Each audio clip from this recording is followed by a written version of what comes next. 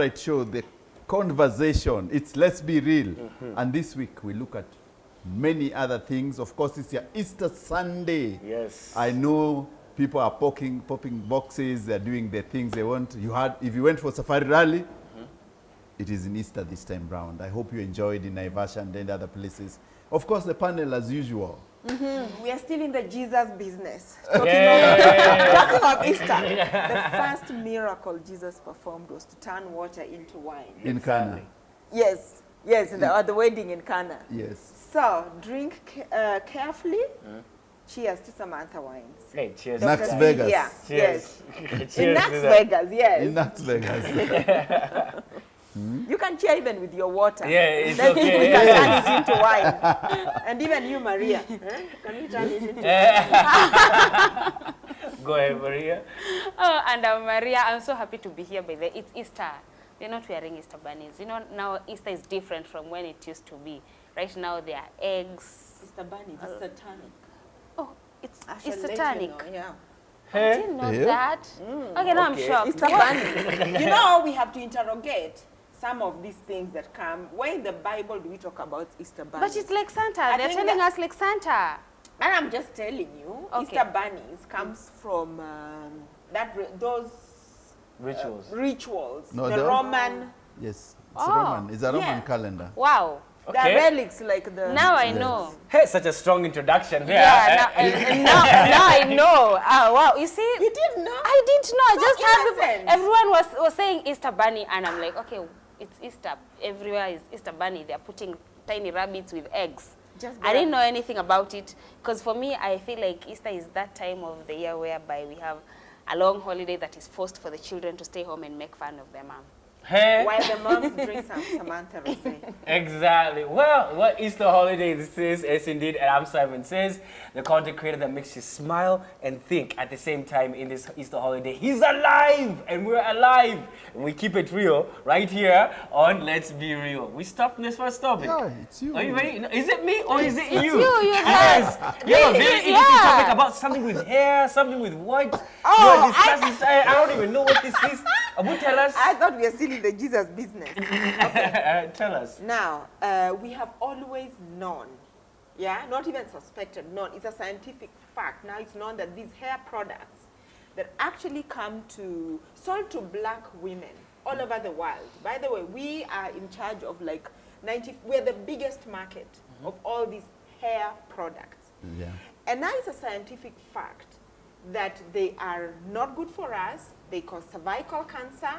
A big report just came out, published by all the big media houses from reputable research organizations. And now something new has come up. Researchers at KEMRI have actually found that the products now on the Kenyan market have a very high level of formaldehyde. As we know, formaldehyde is a product used in the mortuary to preserve bodies. It's cancerous, it is neurotoxic, and there are very, very high levels of formaldehyde in the hair products in Kenya. So the question is, where are we going to run to? You know the one thing I would say about this is, even as a general topic, is that the fact that there's so many concoctions and things that women put in their hair, this may explain a lot the way that we're getting these new age women with the different mentalities. You know, the things that women put in their hair will affect even the way you think.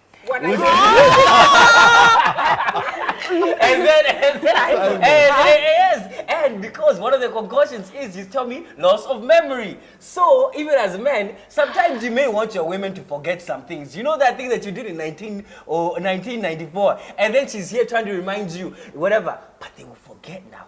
See, the concussion, buy her that stuff.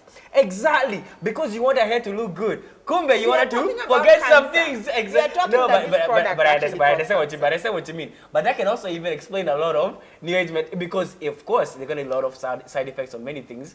But be careful, if you say you're not your hair, but you can actually end up being the disease that you actually, because of the things that you put in your hair. So you might actually end up being the disease that you get from the concoctions that you put in your head. So you actually may end up being your hair. I think we should So just be careful. cut our hair No, and wear wigs. you know, when COVID happened, that is when everyone went for a natural hair journey. People were just taking care of their hairs at home because there is no option. And that is the time a lot of people now realize that so many types of things you put in your hair, like the treatments, now their protein and their mayonnaise and their hair mask and all that.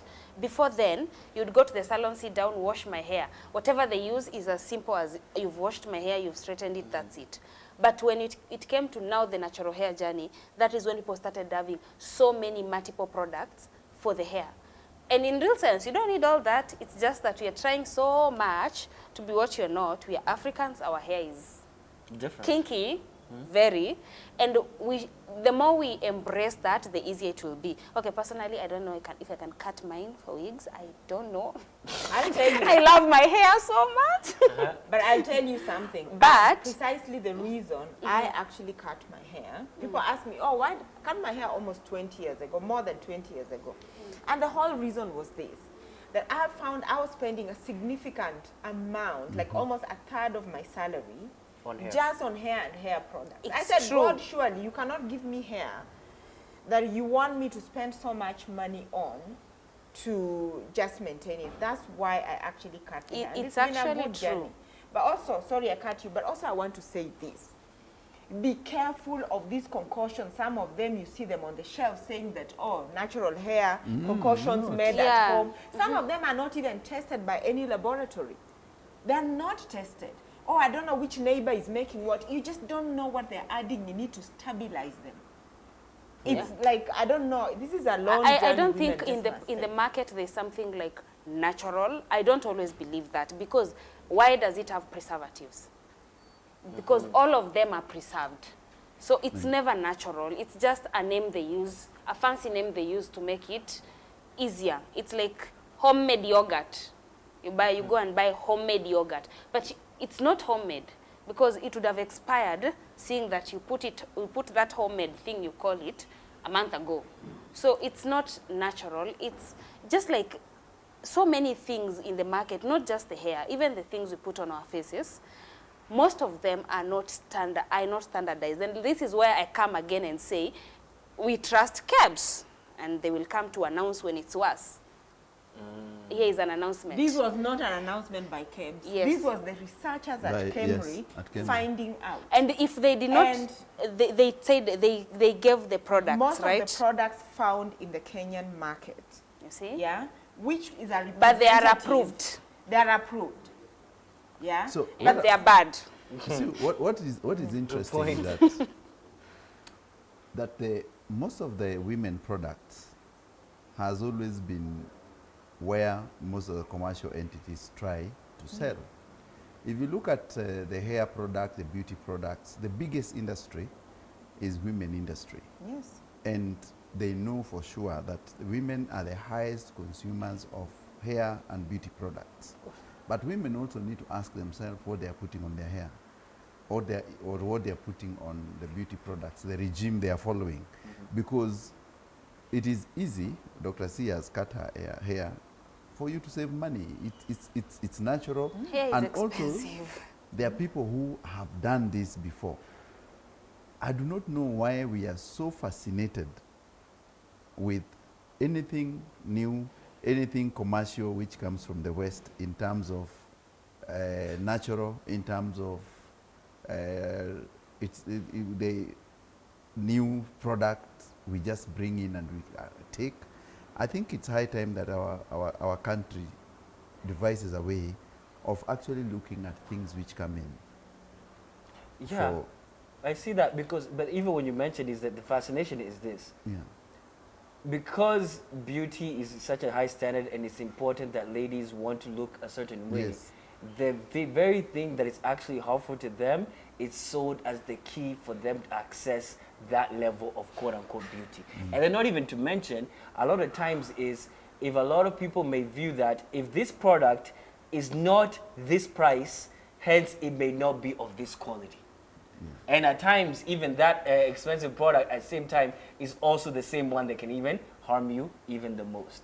So even that, you may even ignore your natural, you mentioned even natural, the kienyeji things that you guys used to use, because there were things that women were doing for their hair before any of these other chemicals and other things that you may find in the salon, you will find.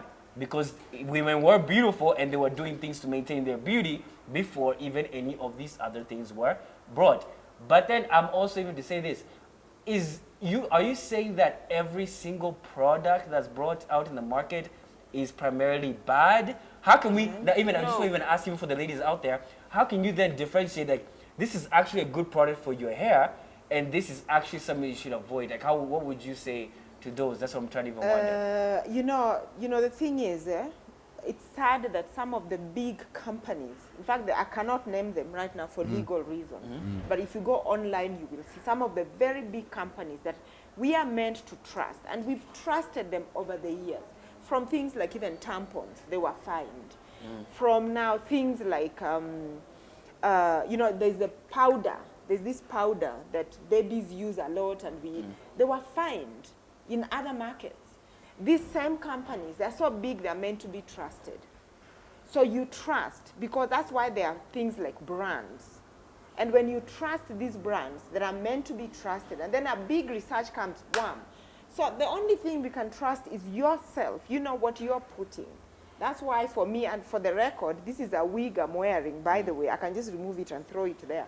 I keep my hair like that, yeah? But it wasn't because of products. Naturally, yeah, my hair was like falling off. That's why I cut it, yeah? But I think so that for the African women, maybe God did not mean for us to have these long, whatever. Yeah. Let's just trust the natural products. but Right also, now, trust yourself only. But also I can say that for people out there, do not be pressured by the society's idea of what is pretty. Like you are perfect the way you are. Don't be pressured to a point of investing in so many things that do not actually fit you or that you're not comfortable with, because that is the society idea, the society's idea, not your own idea. Love yourself the way you are. And I want to add something. The day I actually cut my hair, I think growing up, you know, there are girls who grow up and no one tells them how beautiful they are, whatever. And I think I was one of those. I grew up with a stepmother who is a nice lady, by the way. It's just that maybe where I come from, people don't tell little girls that. Let me tell you, I walk on the street like this. Do you know, every day I would get like, you're beautiful, like almost 100. Like everybody, it was in the early 2000s, and women were not like cutting their hair. From when I was in Europe, people would stop, like literally arrested, like stop, like, wow, how beautiful you are, from everywhere. My hair was very short, and at that time it was not fashionable. It was not fashionable to keep short hair. And that's what maintained me to keep short. When I wear hair like this, I'm just like ordinary. But when I remove this hair, I am elevated to an African queen. I'm telling you. That's a big difference. And that's the truth. So I want to encourage women, don't spend all your money. You can wear a wig if you want, but just keep your hair short. Don't kill yourself. What you're saying is what Oscar Wilde says, that imitation is the best form of flattery. African women, stop imitating each and everything which comes out, because the Caucasian woman has long hair, the Indian woman, the Brazilian hair. You are not structured in the same structure to have such long hair. And it doesn't mean you look. No one defines beauty as long hair only. No one has ever defined or designated it. So it's us watching a lot of television. You know, I tell people, when you go to the movies you watch about the Americans and their industry, we always think all of them are fit, all of them are beautiful, all of them. But if you go to New York, you find very many homeless people as well.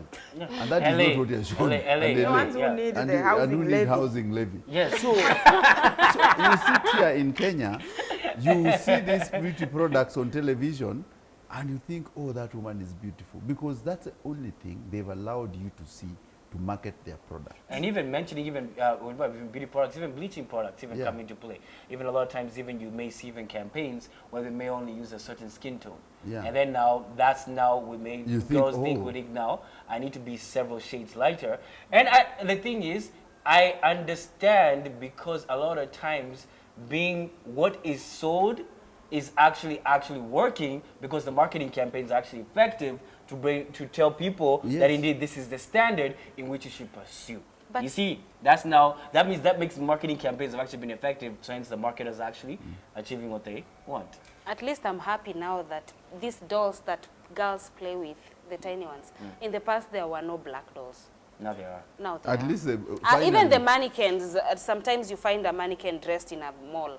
With but a do you know how many? It that took black. how many years? It took a lot and of campaigns times. No, to it, make black dolls. it took a lot of Took a but that's It that's was bad. But that's those are the things now. What happens is, whenever there's an effective marketing campaign and things have been institutionalized within a society, it takes time for it to actually be deconstructed, and it takes even generations. For example, even things that you actually, a generation may view as beautiful, our generation views the other things as beautiful. You know, for example, different things we praise on the women in a certain generation, this generation may praise a different body part, and that's usually how it goes. And then you may even see ladies even dress a certain way in a certain generation, and that's even how it goes. Even you've seen even different things even changing with co-parenting, haven't you, CEO? Let's But move I to want, Yeah, that's what I'm no, I saying. I want wanted to to say say- something. I want to say something that, you know, Kenya, we can lead, and we are leading in many ways. You know, like the issue of smoking.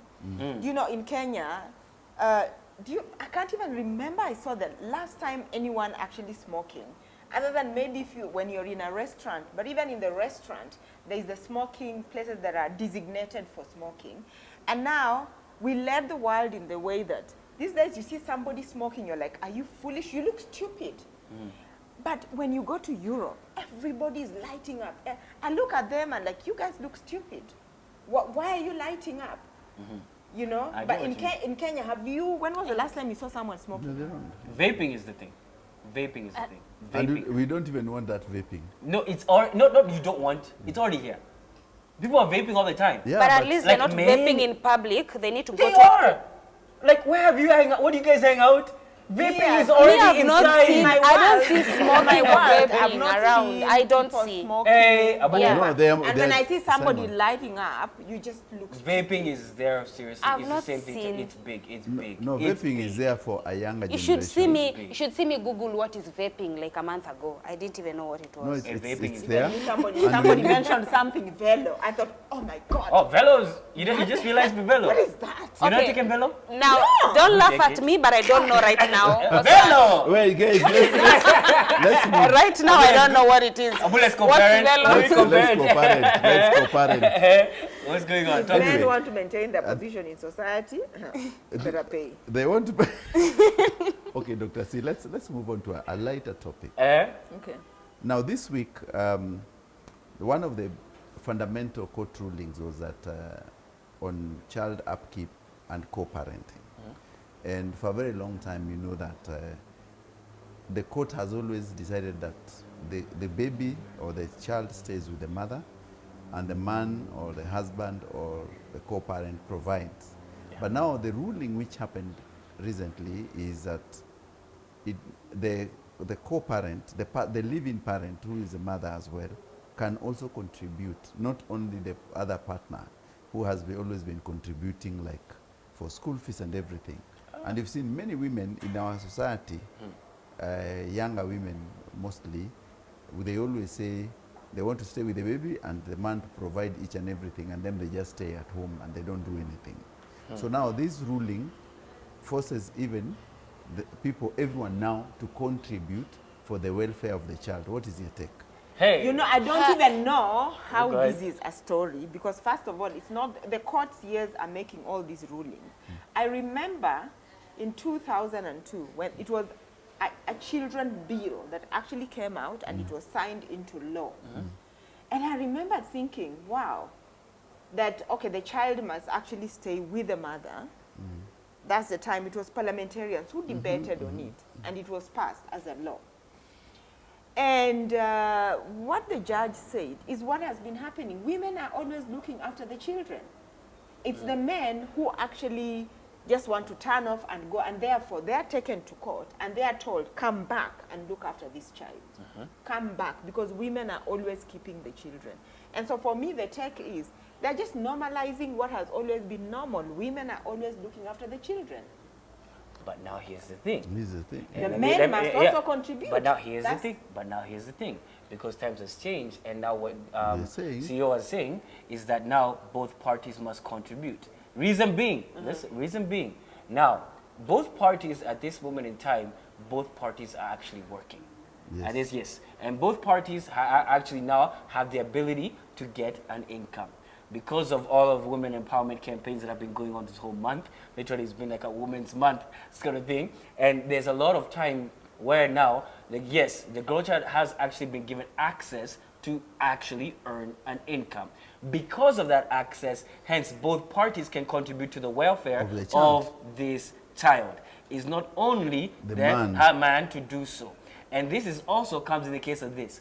The mom goes to job, the man goes to job. Who's in the house? The housekeeper. The housekeeper has to be paid, and other things have to be brought into the house. See, both parties are going out there and hustling. Hence, both parties will actually contribute towards the well-being of not only even the household, even the well-being of this child, be it school fees, be it what the child eats, what the child wears, and so on and so forth. And that is not why, even I think this ruling is actually very key, it recognizes the various dynamics that have come into play within modern living. But and that's now, there's something what you have said. What you have said. In most cases,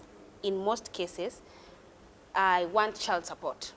That is the story yes, support. they see. Remember, the word is support, because I'm already contributing in other ways, and I'm just saying, you man, come. No, we are talking the same thing. Financial. The ideal. So Dr. C, what has happened, and before Maria says, is that the court, in its wisdom, has seen that not everyone has a good interest or a keen interest of the baby. There are men out there who have really suffered in the hands of also women. Yes. Who they've gotten a relationship, gotten into a relationship, they have had a baby together. The woman decides, now I'm taking you to court, not because you've refused to pay. You have agreed to pay, but the demand of child upkeep has always gone so high that some men cannot even afford to keep up. If you're given 100,000, you earn 150K, and you're told to pay 100,000 for one child. You have another family or your wife. So you go back to the court and show them that I can't. Listen. The court is very reasonable. Listen. So that's what has been happening. We are saying that there are people out there who have misused this idea of you have to support your kid. Men support their kids. There are men who don't, but there are men who do. But there are also women who take advantage of the support. That's why the court has seen it in its wisdom to have something which you tell the lady as well. This is the amount we expect you also to chip in. So that you do not say, entertainment allowance for the one child is 500,000. We've seen court papers here which are shocking. You remember the other one for Jomo and our friend here? Oh, how did that go? So what are you saying? You're trying to say that, you remember that one? Yeah. But she's already contributing in other ways. No, but did you see the list? We need to put a value to all. You men, women are going to put a value to, like, now I'm pregnant, I need to be paid. What's your contribution? Why do you need to be paid to be pregnant? What do you mean? No, what I mean is, if you're not going to see some of these things as value, that you're only going to see value in the actual money. There's many other things that women bring on the table that you cannot calculate in terms of money. Look, the years when you're pregnant, the times when you're pregnant, there's so many things you cannot do. You men are just flying around. But now here's the thing. But here, let me say this very keenly. But that is the very thing feminism was fighting against. To reduce women down to that particular thing. And that one out. Here's the thing. Here's the thing. You don't want to be reduced down as a person who just misunderstood. But here's the thing. This is actually, I think it is a step forward to recognizing that indeed women are actually able to contribute as much as the man. And in the sense that both parties play an equal role towards the benefit. Let me say what equal is. Equal financial. It cannot be. Equal financial. Let me define equal. Let me define equal for you. Yes, good. We are in good space. Go ahead. Yes, thank you. Now, this is the point. Okay, according to what I feel is right, me, I'm talking on behalf of the child. What a child needs most is love. And if you two, your relationship has refused to work, yes, the court has said, yes, the society has said, yes, the world has said, yes, you want, I want, that aside. But if both of you cherish this child, you love this child enough, sit down together, and this is what you do. Obviously, you need a third party present for you to keep your agreements in check. Understand that this is the level of education, this is the kind of education you want for this child. Because you understand, there's someone paying 300,000 school fees, and there's someone paying 50,000 school fees. But all that is education. Both of you need to understand both of your incomes. Don't say that, oh, no, now I want my child to go to a 300,000 school, and the man cannot afford that. Even you yourself cannot even afford that. 3 million school. And yours is going to a 50,000. Let's first start with that child. That child, you're talking about me and you child first. Me and you child first. This is the kind of education I want for this child. This is what I want my child to do. Like, for example, my child loves piano. I want you to pay for the piano classes. And I understand this teacher might be 100,000 per month, and this one might be 5,000 per month. I'm understanding all that. But I'm saying, let's put our income together and love this child, then divide our efforts Equally. to ensure that this child gets the best. Me, I'm speaking in terms of the child. Yes. Let's not put our grudge because you failed as a husband, fine. You fail as a boyfriend, fine if we were not married. But I am not going to sit there and use that grudge to help you fail as a father. That I'm not going to be part of. I like that argument. I'm not going to be part of that. So what am I going to do? We are going to sit down and look at our budget based on the child's love and interests. Yes. And understand that this child needs to be loved and he needs to be forced, pushed, and cared for to achieve the best of their ability. That's key. That is key. Yeah. So right now, the court may have said both of you contribute, but as for me, when it comes to the child comes first. Whatever you do out there with the one you love, and I understand most women will disagree with this because it will be like, you and your wife right now are buying $10,000 shoe for your child, but mine is just wearing the common sport shoe. Let me also say this. Sometimes your conflict with money is just creating an idea of a competition to your child that the child did not even have an idea on. All they needed to be is to be a child. And that is why most of the time we are losing our children. It's not parenting, it's the fact that we've put our differences before anything else, and that is what we are using to parent. And that is not right. That is in an ideal world. No, that's the truth. And no, that that's is the ideal. That is actually Ideal. the truth. That She is has the spoken ideal. truth. She has spoken the truth, Yes. and it is the ideal. Yes. It is the ideal. Yes, that is and the I truth. wish all parents would just sit together Yes, and just agree. Yeah. And even the courts would not need to have been making this ruling. Now, the fact Because that the right courts, now the people fact that the will courts get were pregnant coming for in- money. No. The fact that the courts And that's were a fact. coming in, the fact that the courts were coming in is because that ideal is not working. But you know, there are women who just take themselves, you're rich, yes, I'm getting Yes. pregnant for child support. Yes. I'll There- sit there at home are. for you to That provide. happens a lot. There are. that's happening. And There that is. is wrong There because are, but you are if ruining a if child's actually- life. If you actually speak to them, they are not happy about it. Those But- women who just do that, they are not happy about You're not it. happy There's to some which No, are. tell I'm saying, yourself I don't that know, I'm I gonna don't get know. pregnant. I don't Some know are. about them. There's some which There's some are. people who are making it as a choice. Yes. Like It's a I am, business. Yes. it's It's a a business. Get out I'm of- sitting down for you to escaping poverty provide is for the this goal. child, forgetting that you are bringing a life into the world. It's a life. They don't take it as we are bringing In a fact, life. What we say as men is that you must be very careful because there are many people out there who just want to get your baby to frustrate your life. As if you know that you have a stable income and you're a man and you have a family or you have what, beware of the girls who will be running around you. 90%, some of them just want to have that one chance For financial security. for financial security.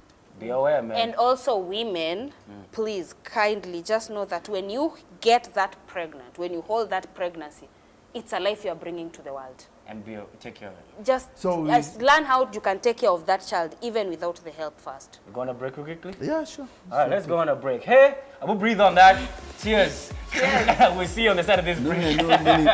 I know many chicks we fear, man. We fear.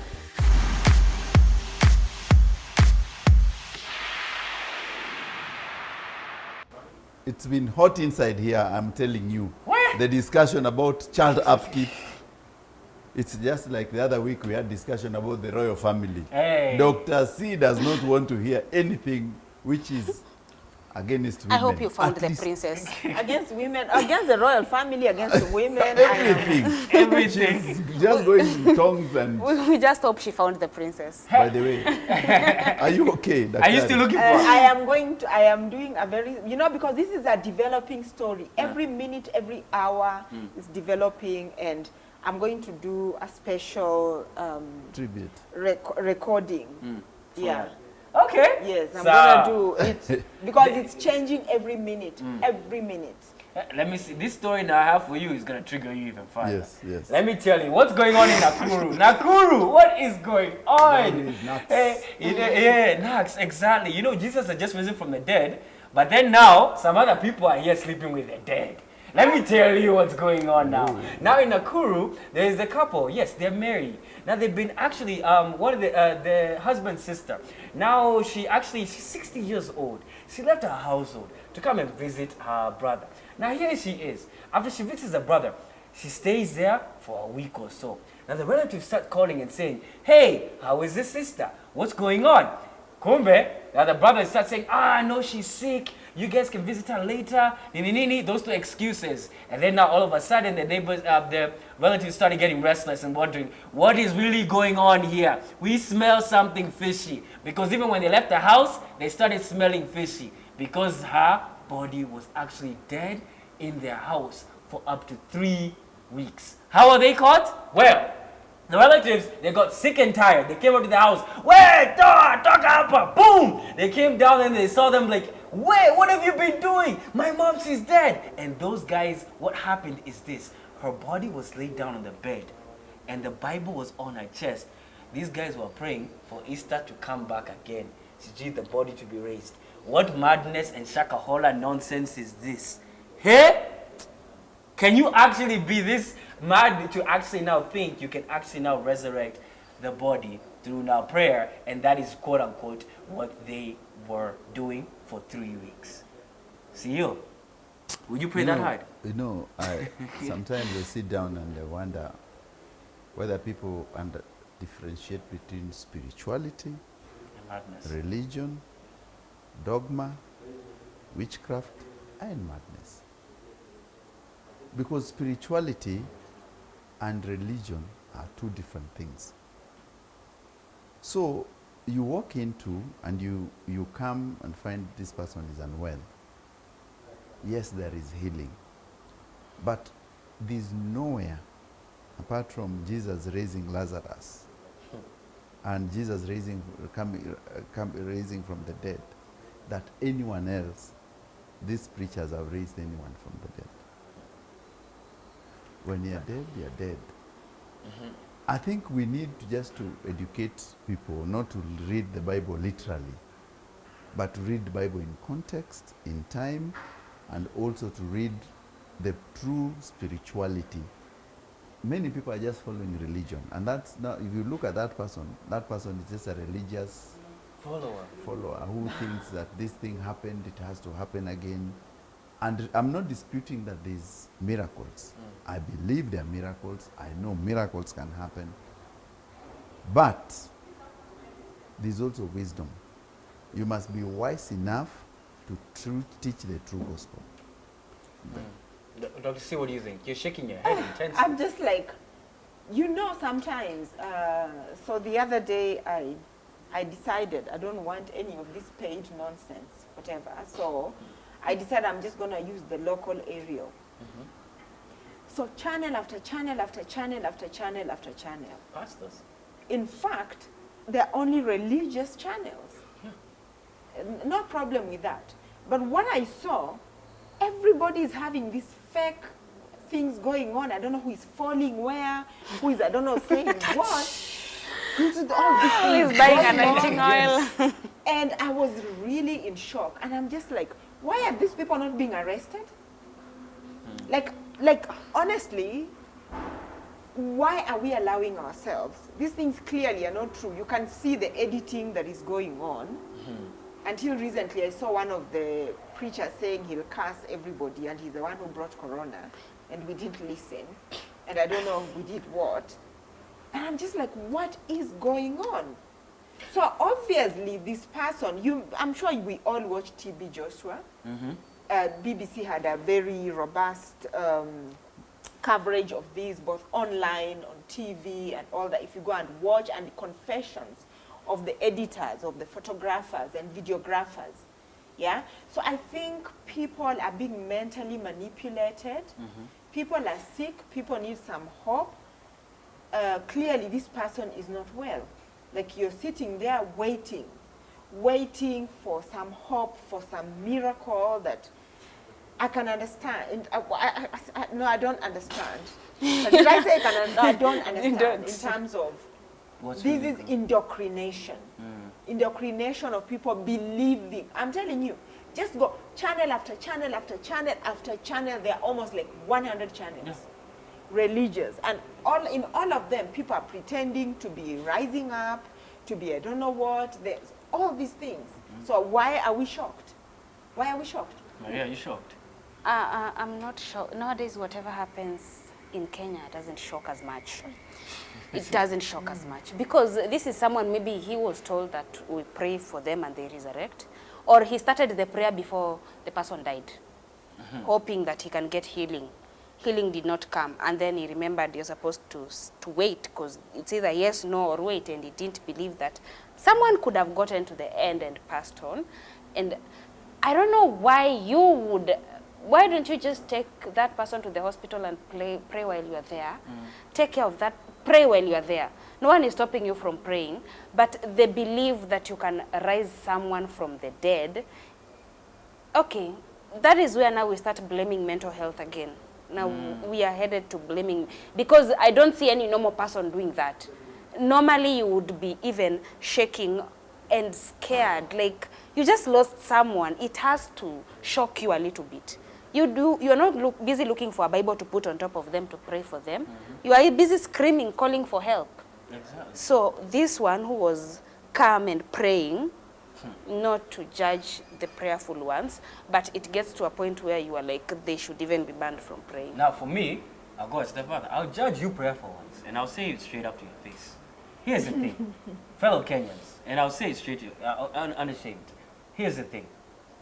Kenyans, a lot of you who are overly faithful to a church, a pastor, a movement, you can easily be brainwashed and blinded in ignorance and not realize that indeed you have to actually be able to grow in your faith and what you actually believe in, and how you grow is by actually challenging those beliefs that you have.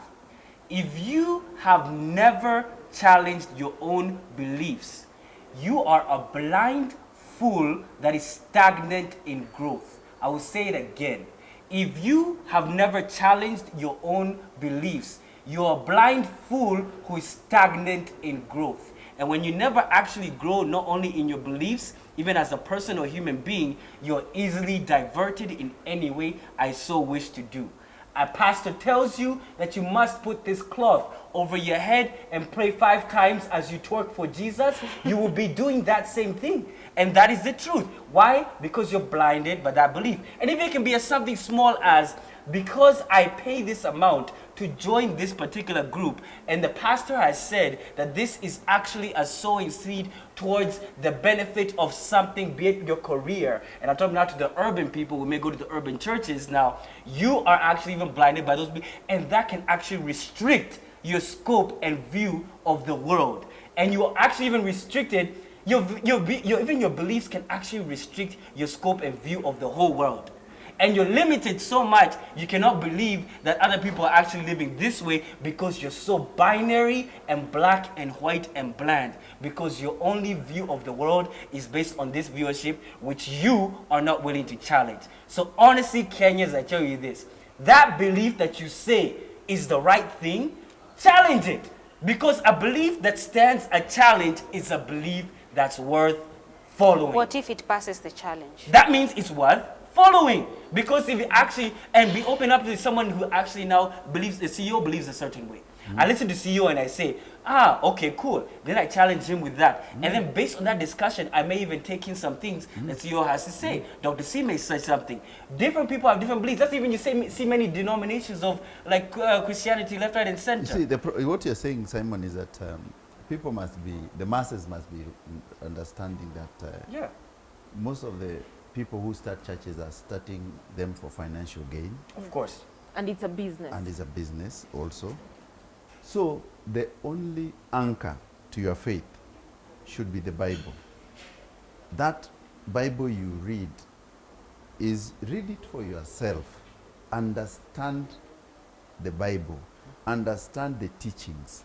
And you'll find that the pastors who are not, and even the Bible says that many will come in my name and they're not preaching, and they're not the way, they're not preaching the true gospel.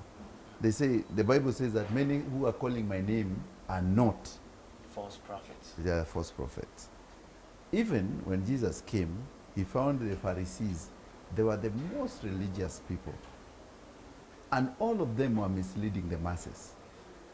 So the only thing for any individual who follows faith, and me, I like saying that spiritually, I like reading the Bible on my own. I like to understand the teachings on my own. I gather and deeply reread and see what they entails and the context. A very big, simple, the most misquoted verse in the Bible, and I've always said this before. Which is? The most misquoted verse in the Bible is a Good Samaritan. The most misquoted by preachers. What does it say? Why? Why is it it says Jesus at the well? No, when it says when Jesus was at the well and said that there was a Samaritan who was walking. Yes. And so the churches say that the Good Samaritan is a good guy. But historically, if you read the Bible, a Samaritan was considered by the Jews or the Israelis as someone who is the lower than the dogs. An outcast. So when you say the Good Samaritan, it is the mentality of someone who can help you from unexpected quarters. The other one which they may confuse is that if you are rich, a rich man, it's difficult for a rich man to get in the kingdom of heaven than get through the eye of the needle. Yes. And you ask most people, they'll tell you, you ask them what is the needle. They think it's that one you use for sewing the clothes. Yet, if you go to Jerusalem and you read Jerusalem, the city had 7 gates. And the last gate was the eye of the needle, which is a side gate. And why Jesus used that parable is for a fact that the side gate was always closed in olden times at a certain time.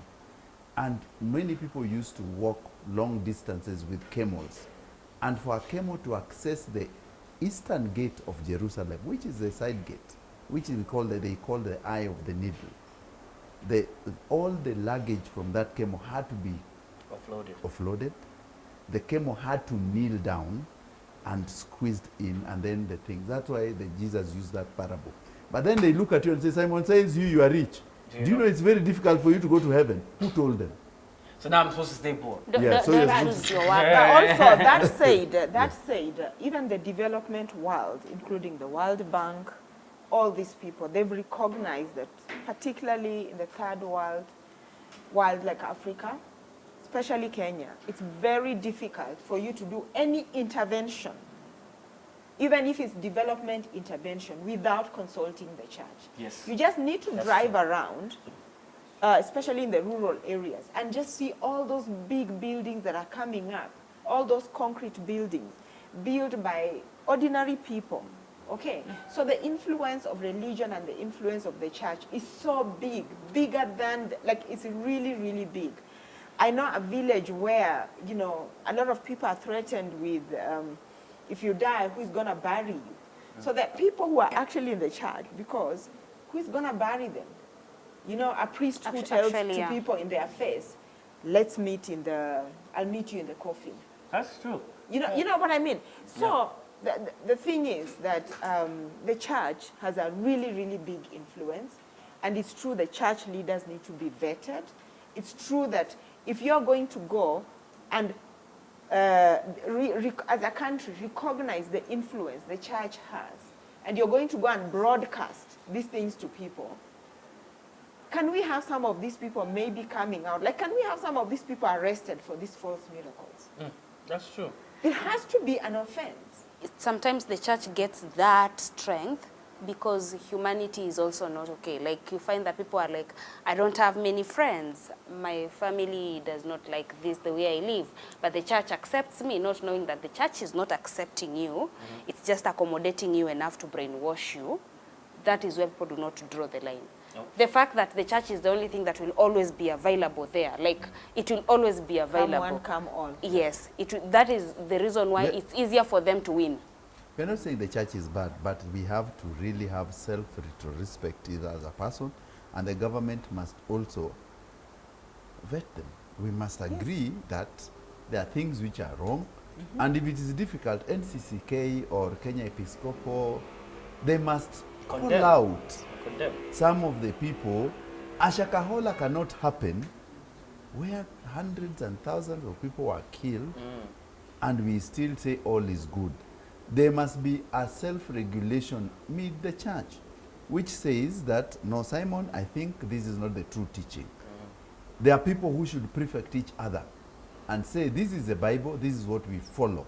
This is, and they follow the Bible through the straight and narrow, not other things, not too many sideshows, not too many other dancing which does not even reflect any spirituality there. That's true.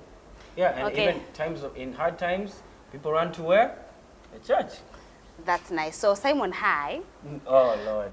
Yeah. Hi. You say Hi. that, what does that mean? That's not a good hi. There are some positions that cannot be filled unless you're married. That you can. There are some jobs you won't get. Like an I see why you say hi. he can't Simon, hi. Simon, you cannot be an MP in your area. Yeah. Oh, I cannot. Unless there's some positions you can't fill unless you're married. Now, okay, I know what you're saying. Now, with that having been said that now marriage and everything, I can get someone a marriage of convenience. That's Yes, not hard. sure. That is not like that's not the biggest of my concerns. But is When it you can a actually, good thing? Is it a bad thing or a good Here's thing? what I would In say. a positive light, is it a good thing or is it an unfair thing? Here's what I would say. I had a conversation even with Robert Buvali on my podcast about this because he's one of the older guys who are not married.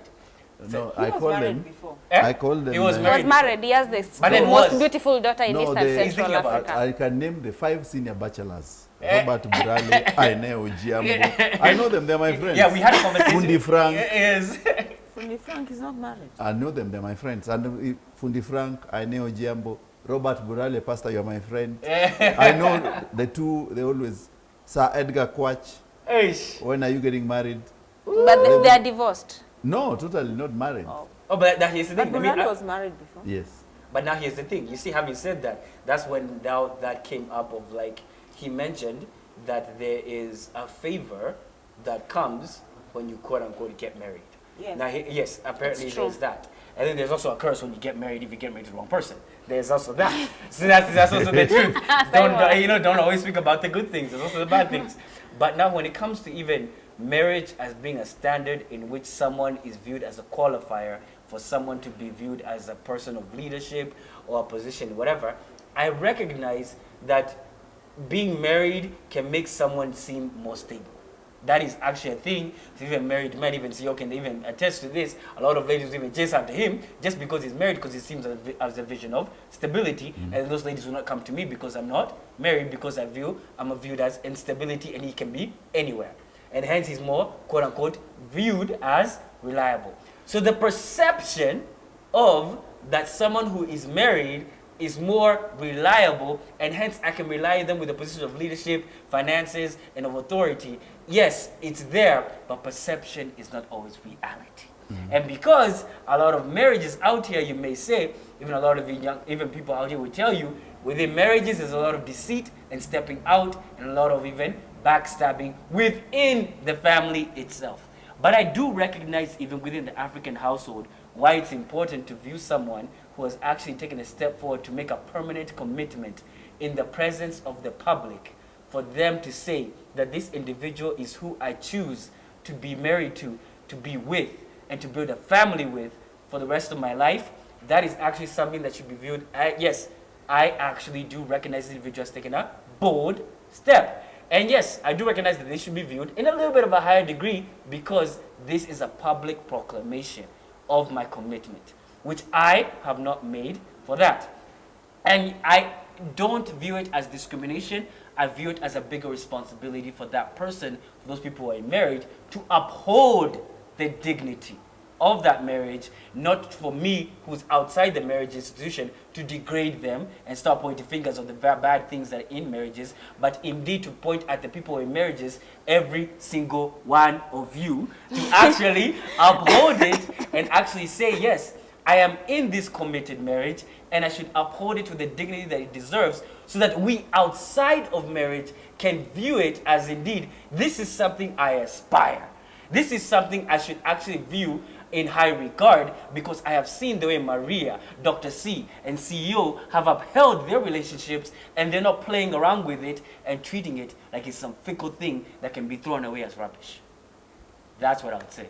You know, marriage is very private, and marriage, or what you call relationships, are always difficult. No one will ever tell you that marriage is about understanding, it's about commitment, and it's also about giving up so many things you'd like to do for the beauty of a family. So many people will tell you, marriage is not easy, by the way, to many people who are out there. That's why many people get in, and that's why there are many divorces. Because when you get in, these are two different people coming in together with different dislikes, different values, different systems of how they grew up, cultures. So for you to harness and get one, and religion sometimes, spirituality. So when you come to be one unit, it takes a lot for a family to stay together. So people who take that, it's called it a leap of faith, to be in a setup of a marriage or a husband and wife. They have done a lot of compromises. There's a lot, you must compromise a lot on your end to have that common goal and common achievement. So sometimes it is not easy. So that's why you see many guys getting out, stepping out of marriage.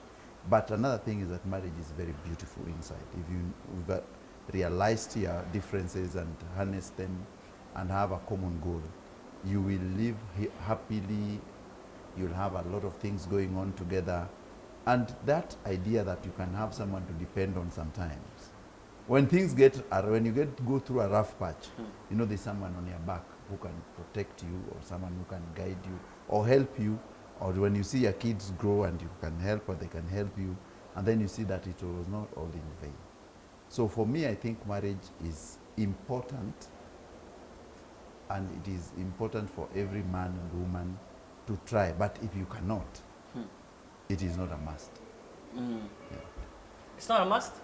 For a guy? It's not a must. Not for ladies, I'm saying for a guy. No, Why? You think so? Yeah. Why are we choosing genders here that can say it's not a because must? I'm saying as a guy, because I would understand as a man, individually, I would not know how it is to be a lady. So I don't even I don't know. I'm asking he's on I his would marriage. like to say something. You know, the measure of a marriage, a successful marriage, or a marriage as a leadership quality is something like all over the world. From, look at the oldest democracy, that's America. You know, no one is going to vote you in unless you're actually married. Yeah. And I think traditionally, even within the African context, marriage was really important. And I just want to differ with you the fact that marriage is private. Marriages were never private. In fact, marriages were community things. It's only now that we're making marriages Now private. they're private, yes. Yes, and perhaps that's the beginning of failure. Marriages was one of the ways the community was arranged. The way this family and that family, the way life actually got by, you know. And yes, it's a measure of leadership because it's the smallest unit. If we want to even take it in the African context, let's take it that way. You are allowed to marry like as many wives as you want, As long as you could but keep for them. as long as you can demonstrate that you can Yeah, actually keep look them. after them. Yeah. If you can look after 10 wives, each one of them with their own little, yeah, and you can, that is a mark of a king. All kings had more than one wife, right? Most of the African kings. So I think the fact that you can demonstrate leadership in the smallest unit of a nation, which is a family, then you can demonstrate leadership In the at larger scale. on a larger scale, whether it's an organization or in even as a presidency. Yeah, you bachelor, you want to run for presidency. Even I remember the biggest bachelor we had. What was his name again? The late one, the one who had to marry. He had to have a big wedding. It was one of the biggest weddings, by the way. Wamalwa. Wamalwe. He had to have a big wedding before, you know. So what am I saying? I'm saying that, yes, there are some positions in terms of, yes, perceptions. And life is about perception. Perception. So, for example, we all met my friend the other day who came for the International Women's Day. She's a recruiting agent. She recruits for organizations. She's a sports lady. And she tells me, that's Farah, she tells me that she will, if she's recruiting and she can see somebody who plays sports, and so that's the only difference. She's going to take the person who plays sports. Because for her, in her perception, this person can handle stress, can handle all others. So it's about perception. Yes, it's perceived that people who are married can lead better. It is perceived that some people who have tattoos or that kind of hair, it is perceived. Perceived. I'm not the one saying, and I'm not going to let. What are you saying? I'm just saying. Some of us have tattoos. Yes, it's just perception. So that it's up to you as an individual, knowing what you want to achieve out of life.